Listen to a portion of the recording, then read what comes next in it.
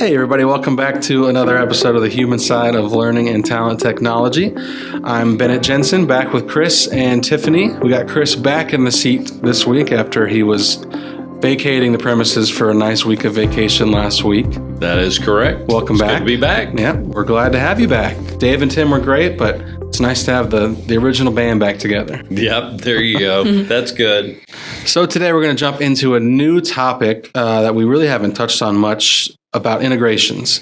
And just with everything, we have talked a lot about new technologies, learning ecosystems, how technology is really growing around an ecosystem rather than just one single source of learning or talent system truth, if you will. So with that, there's integrations that have to be made, or what's the point of having all these systems if they don't talk to each other? So we're going to jump into that, the ins and outs, the tips and tricks of where and how and what needs to be thought about as you're going through and really thinking about integrating, not just with your learning ecosystem, but even with systems outside of the ecosystem, or maybe sitting on the cusp of the ecosystem that may not be a true learning or talent technology, but needs to support what the ecosystem is trying to accomplish. So that'll be the focus today. I'm excited about hearing your thoughts, Chris, on that. And Tiffany, you've got yourself and a whole team of people on the front lines here at Blue Water that focus on integrations day in and day out. So your perspective will be really, really great to hear and something that I'm looking forward to jumping into. But first, we're going to jump back to Chris and your birthday vacation last week. Like we said, we missed you last week, but you were out doing a lot more fun things than recording podcasts and working. Yeah. So tell us about where you went, what you did, and how your birthday was. Well, of course, I'm always working, so I was That's on true. the phone Yeah. and it's still working. But yeah, last week was my birthday, and myself, my wife, son, and his wife went to Disney World. So actually, we went to Universal for a day and Disney World for a couple of days and wore masks around the theme parks and found every opportunity we could to get something to drink or eat so we could sit down and take our masks off. But we had a great time, and it was just good to be able to travel, because I travel a lot every year. This is the first time I've been on an airplane in over a year, believe it or not, which is, y'all know how much I used to travel, but it was fine. American Airlines took good care of us, and we made it there, had a great time in the parks, great time going out to restaurants, and it was pretty relaxing. And the best part was, it was in the 80s. It was warm. Oh, nice. I like warm. Mm-hmm. Yeah. Tiffany, I know you like hot too. Yeah. So it's starting to get that way here finally too. Yep. So thanks for bringing it home with you. Yeah. Well, I'm always happy too, because it hits triple digits. I'm pretty happy. Well, and Texas got confused for a quick minute there. Yes. Yeah. Like 100 degrees in the wrong direction, right? Yeah, it felt like it. Yes.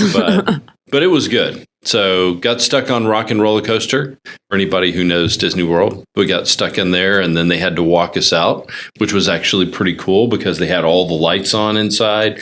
You got to see all the track. I'm even more impressed with that ride now than I was before.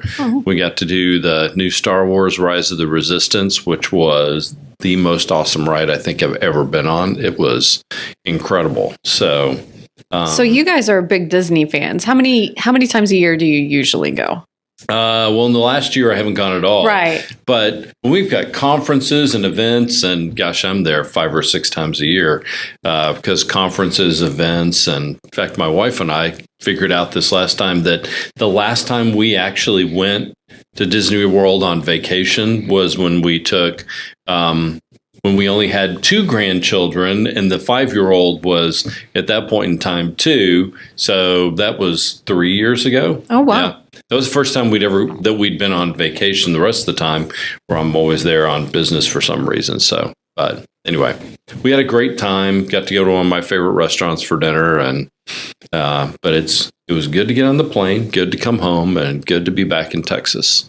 Awesome. Well, happy birthday to you. Thank you. Glad you made it back safe, and glad you had a great time. I'm a little jealous that you got to actually go out on a vacation, but that's a great sign of things to come. Things right? to come for all of us, hopefully. And that's right. Getting out and about, especially with summer coming up, and maybe hopefully taking a week or two and actually traveling somewhere that's not within a 500-mile road trip radius. Yep. So out of Texas? Yeah, exactly. Because no one road trips to Oklahoma, so outside of Texas somewhere, yes. The only reason to road trip to Oklahoma is if you're going to Kansas, I think. Sorry, anyone from Oklahoma. I'm just kidding. You know Texas and Oklahoma's rivalry, so yeah. Hope you can understand. So getting back to integrations, I kind of set that up a little bit, but Chris, maybe you can expand a little further on the topic today and set up the full conversation for us. Well, you'd mentioned ecosystems, and I know we've talked on previous conversations about the learning ecosystem and how that's becoming more and more important.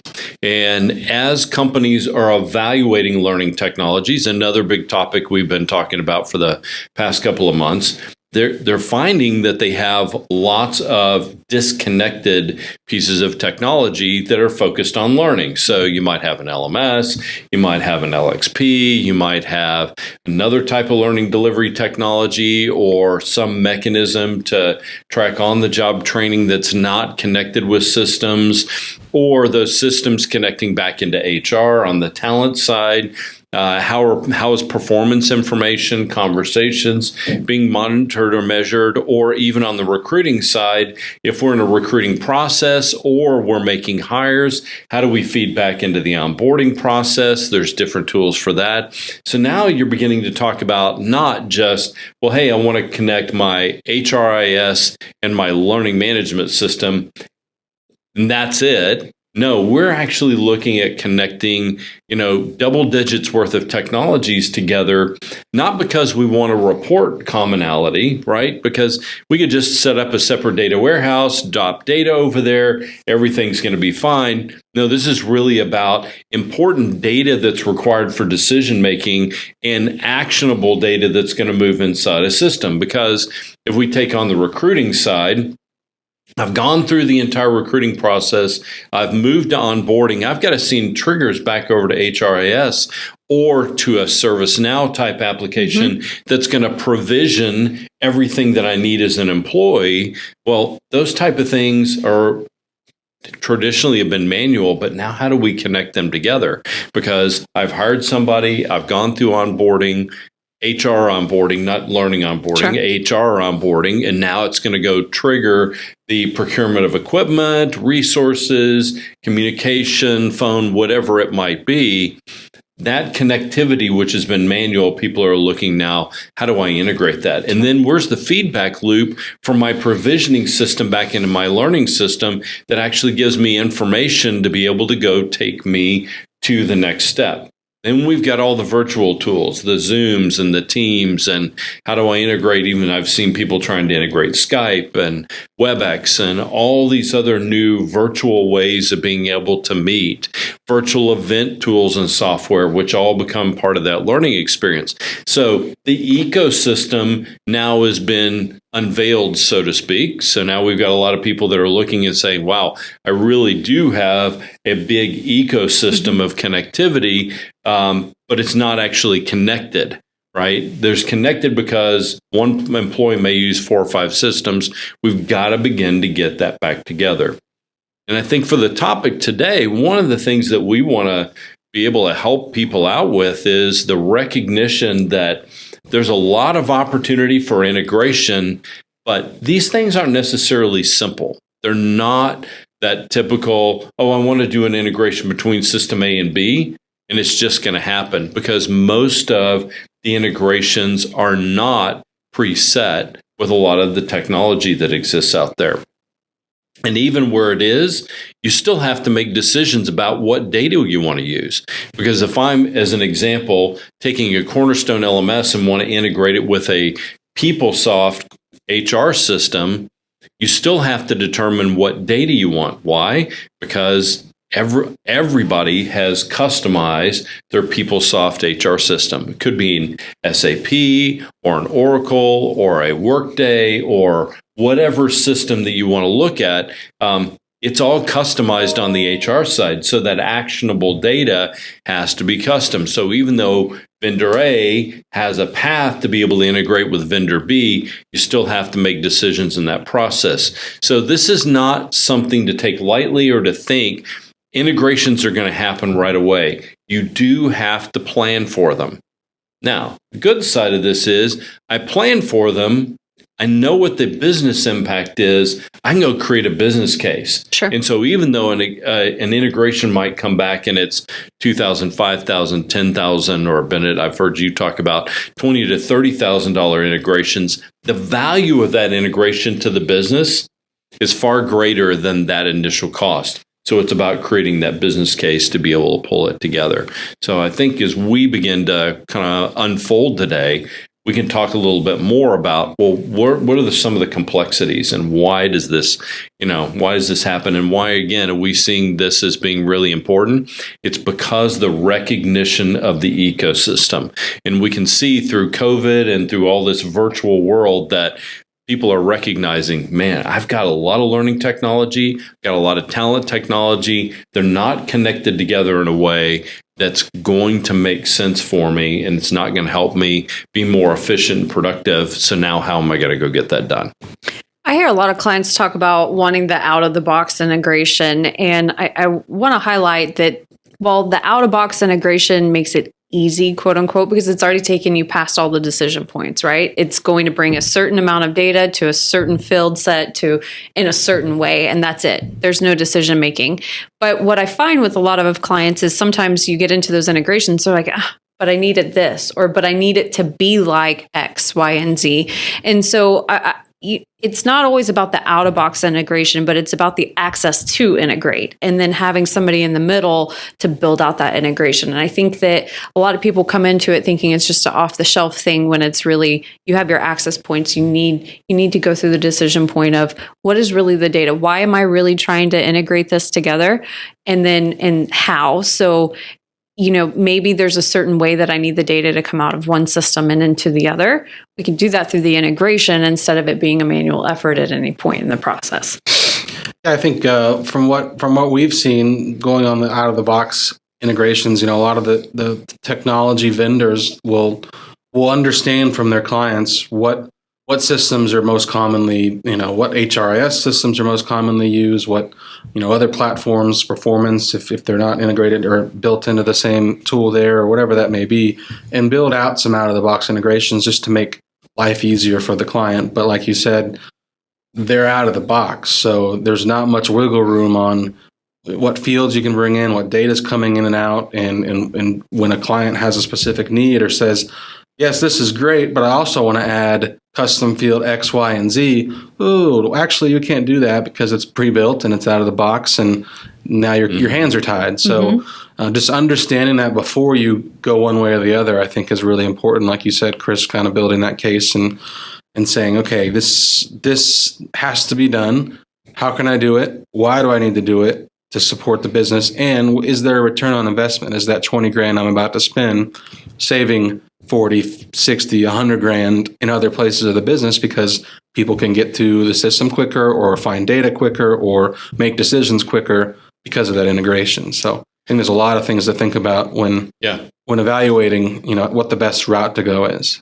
Well, one of the things that, and just made me think of it when you were talking about that, we see learning and talent professionals over the last year have been really, the feedback from our clients has been, they've been running at 100 to 125% capacity. Yeah. There's been so much activity that they're beginning to burn the candle, not at both ends, but kind of burn it out because of that activity. So what can we do from an integration standpoint to begin to lighten the load so those learning talent professionals can actually focus on key objectives becomes very, very important. And I think those manual processes were in the past may not have been as active and they were easier to be able to go manually manage and process. They now, the level of activity in the learning and talent world, especially as we've all gone very, very virtual for the past year, has just created this immense amount of workflow, and we're trying to get a productivity out of it. The other thing is businesses are always trying to drive up productivity, right? The more productive we get, the more that we can focus on the things that actually make the money business, the things that give us better gross margins, the things that give us profits, the things that allow us to go grow products and services and hire more people. And so you eliminate those tasks that are really just taking up time and creating expense. I think there's a lot of that's focused in the businesses, because even in the IT side of the world versus the learning and talent side of the world, we're seeing a lot of those items as well, which is why you have something like ServiceNow that is on such a hot streak of growth, is because it's all about automating workflows. That's different than integrations, because we're trying to move actionable data. If you've got a bunch of learning systems and you just want to report on a bunch of data, go dump it to a data warehouse. Don't worry about the integration. But if I want to take actionable data from learning system A and put it in learning system B so that there's a decision that's automated in that process, or there's more information given to a manager or an employee to be able to make about something that's going on with their learning path, that's something that can happen in near real time and can really press a differentiation inside of the business.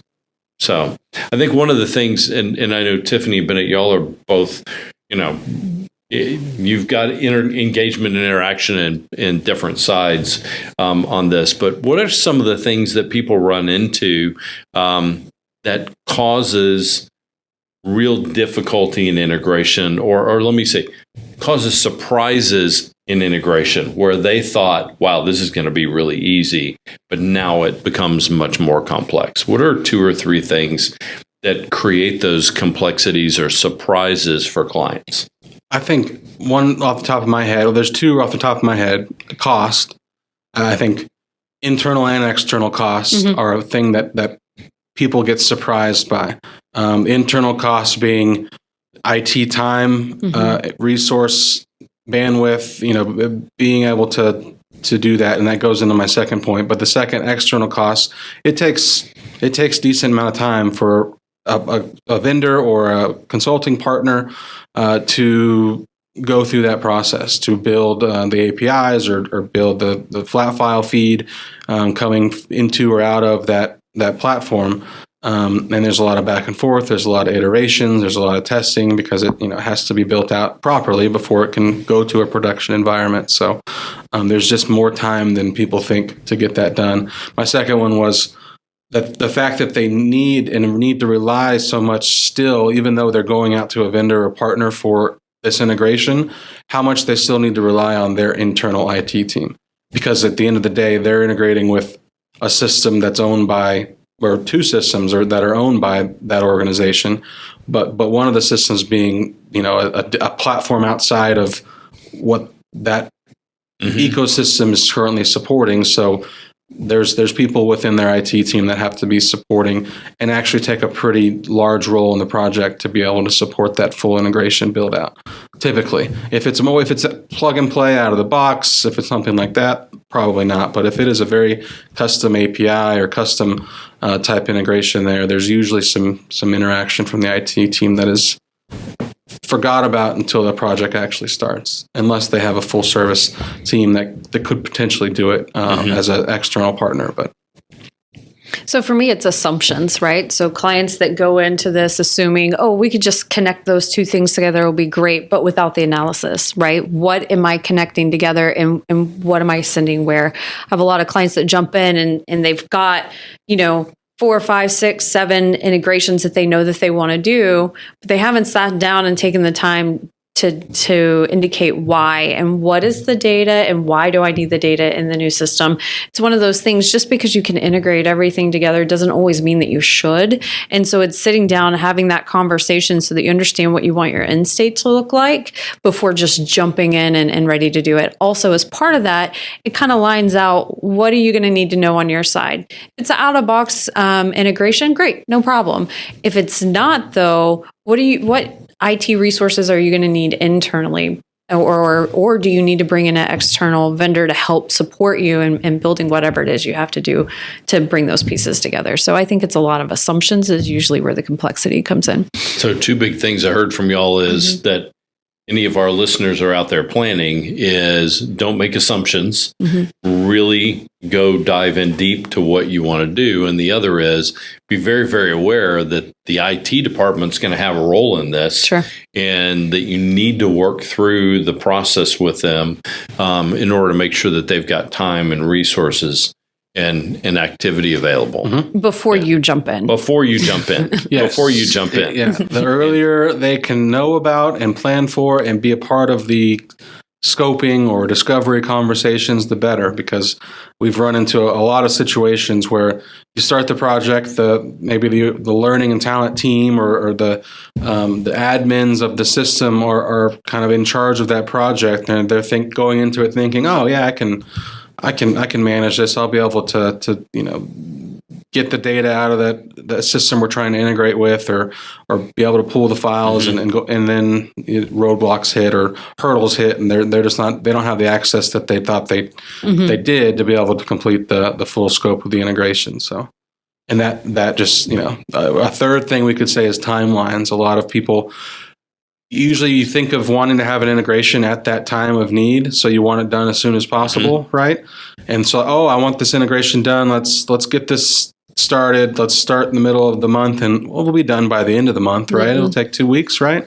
No, it never does. It's a more complex process than that. Especially, even a plug and play takes some time to test and could take 2, 3, 4 weeks. But if you're talking about a complex integration or a series of integrations, it's a several month project typically, just because of the time it takes for your IT team to help support the project, a vendor or a consulting partner to support the project and manage and run that integration, but also the vendor engineering resources typically are involved too, because they have the keys to the kingdom on the backside of that platform to be able to actually set things up, and their timelines can be a little crunched as well. So right. And the two other pieces that you didn't say in addition to that is requirements gathering, and the big thing is testing. Yeah. You're moving data from one system to another. You never want to shortcut the testing piece. It's and gotta I be think right. people underestimate